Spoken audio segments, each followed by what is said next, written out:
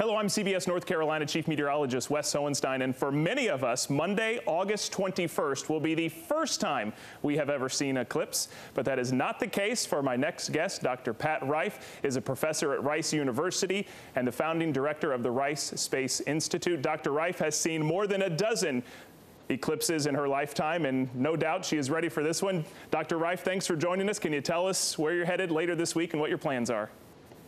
I'm heading to Wyoming, right on the center line. Now, we talked earlier, you've seen more than a dozen eclipses in your life. Can you think back? Are there a couple that stick out? Is this one going to be any less exciting than your first one? Well, your first one's always the best. The first eclipse I went to was in 1979 in Canada. And that, in fact, was the last one that came to the United States. That one also started off overcast the day before, but it cleared up and we were able to see the eclipse just fine. I was so staggered by that eclipse that even though I had binoculars hanging around my neck, I was so flabbergasted I didn't even pick my binoculars up and look through them. It was spectacular. I've gotten a little better about expecting what to see now, but each one's different and each one's different. And you know, that's one of the things that we've been talking to people about on our air is that you may have seen a lot of pictures, you may have Googled solar eclipse and seen a lot of pictures, but seeing photographs versus looking at it with your own eyes is completely different. Can you explain that? Well, the most important thing is it's not just your eyes, it's a full body experience. So the sky gets dark. That means it's cooling off. The birds start roosting, the winds start to change, the sky starts looking gray, the shadows start getting sharp. If you look under a tree, you'll see little eclipses under where the shadows of the tree leaves are. It's an eerie feeling, and when it goes total, it's like you have sunset all the way around you. And this eye looking down at you from the sky, it's truly a whole body experience, and no camera can really do that.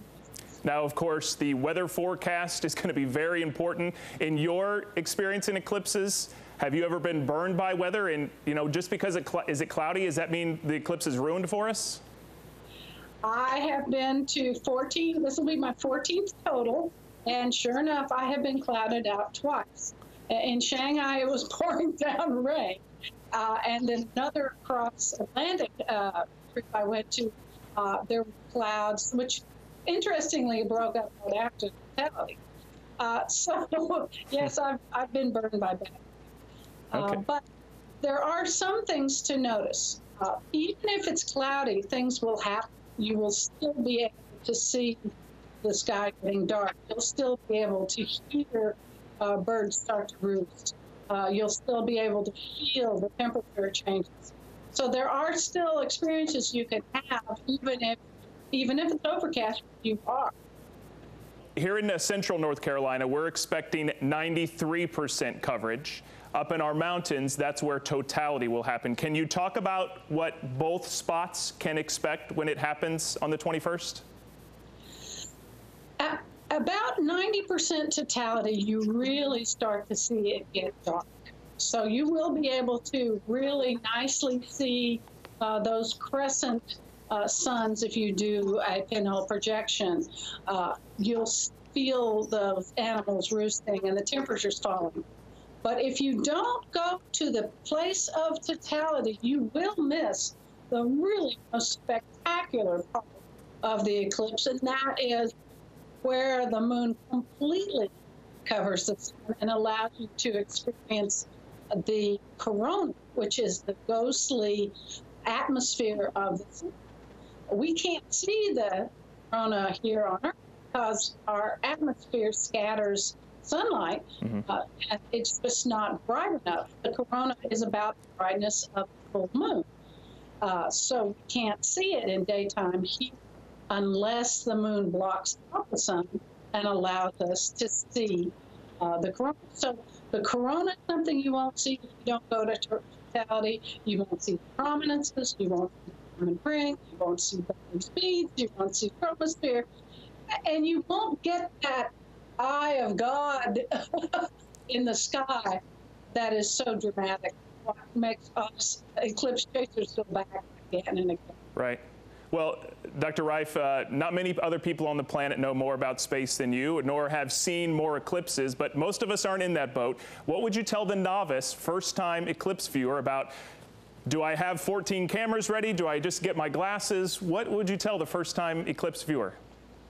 The first-time eclipse viewer, I would say enjoy it. Don't bother taking cameras, because you're going to be messing with looking at it through an eyepiece, and you'd much better be experiencing it with your naked eyes and with binoculars. If you get Totality, you can use binoculars with no filters, but only during the time of Totality. Before and after, you have to use special filters, either solar glasses or special filters on your binoculars to observe it safely. Now, that said, it's still fun to see the partial phases, but the best thing is not having to fool with those cameras. Other people will take better pictures than you can. Now, what I would suggest, if you're going to Totality, take your camera or your smartphone, set it up on a rock or something so it's taking your picture, maybe with the sun in the background, and recording your reaction of you and your family and friends as you're experiencing that. That is priceless, to capture your reactions. And that's something you'll listen to again and again. Okay, good advice, good advice. Let me talk about the science of predicting these eclipses, because we've known about this one for years. We know that there's another one in 2024. We know that there's one in 2078. How hard is it to calculate the exact path this far out when we're talking about something millions of miles away and 3 Earth and Moon and the Sun? How hard is it to calculate these eclipses?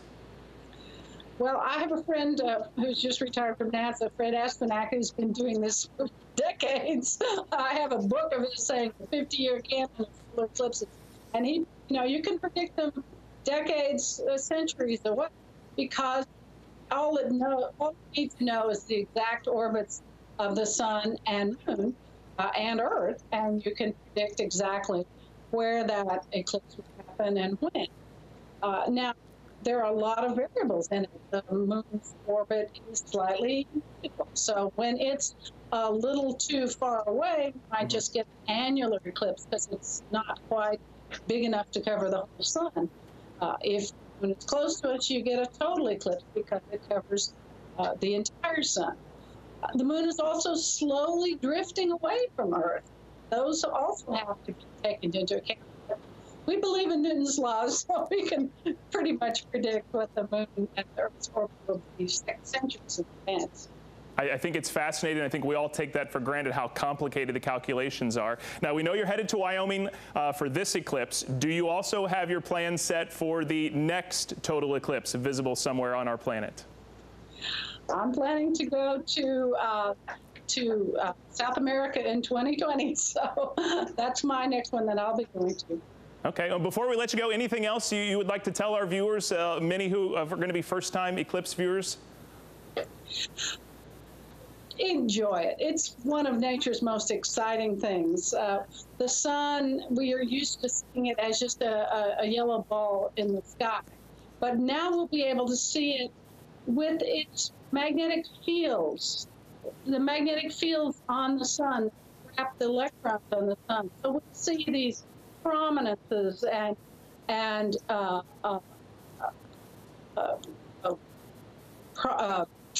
coronal flares that streamers that come out of the sun. We now have a prediction of what the eclipse will look like based on the magnetic field of the sun. And the predictions that you can get from predictivescience.com show that this eclipse should have 2 major streamers near the sun's equator, one on each side. So look for that. That's what the predictions are, that the eclipse will look like this time. And go for good weather. All right. Well, if people want to keep up with you, they can follow you on Twitter at Discovery Dome or at Pat Rife, and that is R-E-I-F-F. Dr. Rife, we thank you for joining us. And like all of us here in North Carolina, we wish you safe travels and clear skies for the solar eclipse.